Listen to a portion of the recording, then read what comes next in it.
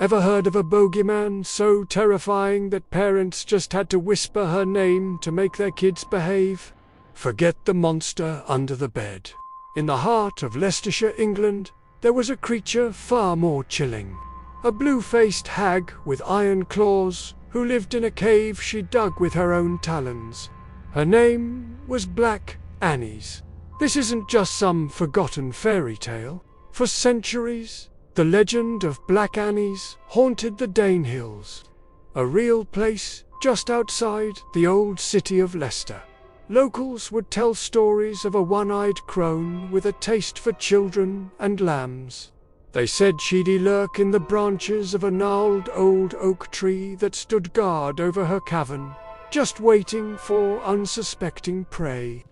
At night, you could hear her gnashing her teeth for miles around. According to legend, once she snatched a child, she'd drag them back to her cave, called Black Annie's Bower. There, she would devour them, tanning their skins and wearing them around her waist like a gruesome trophy belt. The thought alone was enough to make any child run home before dusk.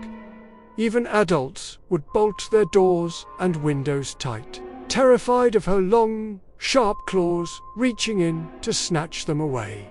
So, where did this horrifying story come from? It's not as simple as a monster tale. Many scholars believe Black Annie's is a distorted memory, a folk survival of a much older, pre-Christian goddess. Her name, Annie's, might be a corruption of Anu, a powerful Celtic mother goddess, sometimes known as Danu. The very hills she haunted, the Danehills, might be a clue. The hills of the goddess Danu.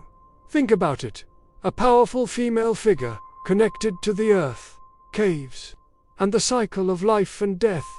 In ancient times, she might have been revered as a creator and a destroyer, a wild, untamable aspect of nature.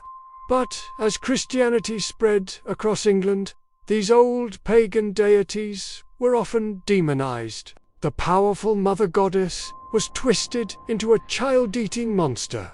Her sacred rituals, perhaps involving animal sacrifices, were reinterpreted as cannibalistic feasts.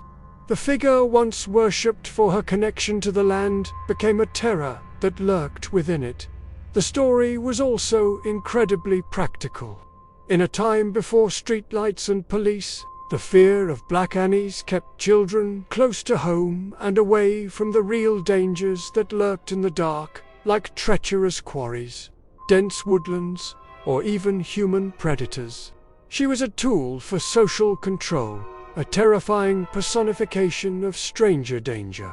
Over time, the legend began to fade. The oak tree at her bower was felled in the 18th century, and the area was eventually developed. By the 19th century, Black Annie's was mostly just a scary story, but her memory lingers. A local pub was named the Blue Boar, supposedly a reference to her blue face. And every Easter Monday, there was a tradition called the Hare Hunt, where a dead cat soaked in aniseed was dragged from her cave to the mayor's house, a symbolic chase driving the evil spirit away from the town. Today, Black Annie's is largely forgotten, a footnote in the vast collection of English folklore.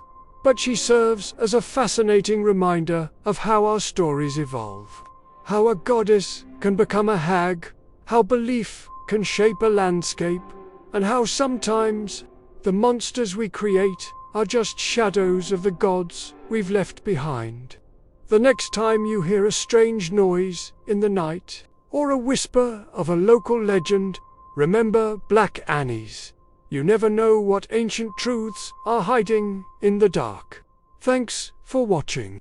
If you enjoy exploring forgotten myths and monstrous legends, don't forget to like this video and subscribe for more dives into the strange and unknown. See you next time.